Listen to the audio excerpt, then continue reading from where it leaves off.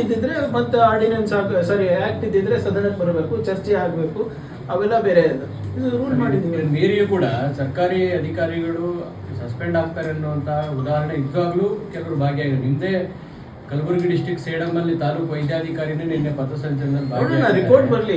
ನಾನು ಹೇಳ್ದಂಗೆ ಇದು ಯಾವುದೇ ವಿಚ್ ಹಂಟ್ ಅಲ್ಲ, ಸುಮ್ಮನೆ ಯಾವುದೋ ಯಾರೋ ಏನೋ ಹೇಳ್ತಾರೆ ಅಂತಲ್ಲ. ಈಗ ಯಾರೋ ಬಂದು ನಮ್ಗೆ ಮೆಸೇಜ್ ಕಳಿಸ್ತಾರೆ ಅಥವಾ ಏನಾದರೂ ಒಂದು ಹೇಳ್ತಾರೆ ಅಂದ ತಕ್ಷಣ ನಾವು ಸಸ್ಪೆಂಡ್ ಮಾಡೋಕ್ಕಾಗಲ್ಲ.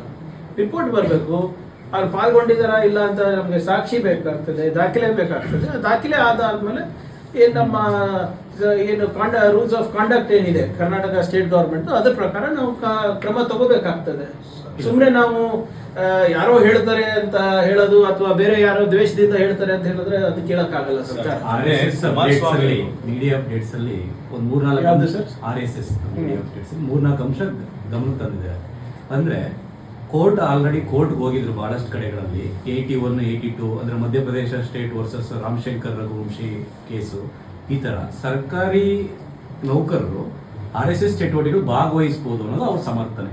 ಸೆಂಟ್ರಲ್ ಗೌರ್ಮೆಂಟ್ ಒಂದು ಅಮೆಂಡ್ಮೆಂಟ್ ತಂದಿರೋದು ನಿಜ, ಅಲ್ಲಿ ಮಾಡಿ. ಸ್ಟೇಟ್ ಗೌರ್ಮೆಂಟ್ ಅಲ್ಲಿ ಯಾವುದು ಅಂತ ಅಮೆಂಡ್ಮೆಂಟ್ ಇಲ್ಲ. Central government, yes I agree with you. If you are a central government employee in government of India you can participate ಅಂತ. ಇದು ಮೊನ್ನೆ ತೆಗ್ದಿರೋದು, ಮುಂಚೆ ಇರಲಿಲ್ಲ.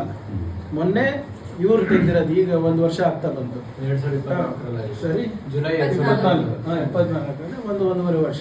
ಸ್ಟೇಟ್ ಗೌರ್ಮೆಂಟಲ್ಲಿ ಅಂಥದ್ದು ಯಾವುದೂ ಇಲ್ಲ. ಆಮೇಲೆ ಕೇಂದ್ರ ಸರ್ಕಾರದ ಸರ್ವಿಸ್ ರೂಲ್ಸೇ ಬೇರೆ, ನಮ್ಮ ಸರ್ವಿಸ್ ರೂಲ್ಸೇ ಬೇರೆ. ಪ್ರತಿಯೊಂದು ಸ್ಟೇಟ್ದೇ ಬೇರೆ ಇರುತ್ತೆ. ನಮ್ಮದ್ರಲ್ಲಿ ಯಾವುದೋ ಹಂಗಿಲ್ಲ. ಭಾಳ ಸ್ಪಷ್ಟವಾಗಿ ನಾನು ಉಲ್ಲೇಖ ಹಾಕಿದ್ದೀನಲ್ಲ. ನೀವು ಸೆಂಟ್ರಲ್ ಗೌರ್ಮೆಂಟ್ ಎಲ್ಲ ರೂಲ್ಗಳು ಸ್ಟೇಟಿಗೆ ತಂದರೆ ಮತ್ತು ಫೆಡರಲ್ ಸ್ಟ್ರಕ್ಚರ್ ಏನಾಗಬೇಕು ಸರ್?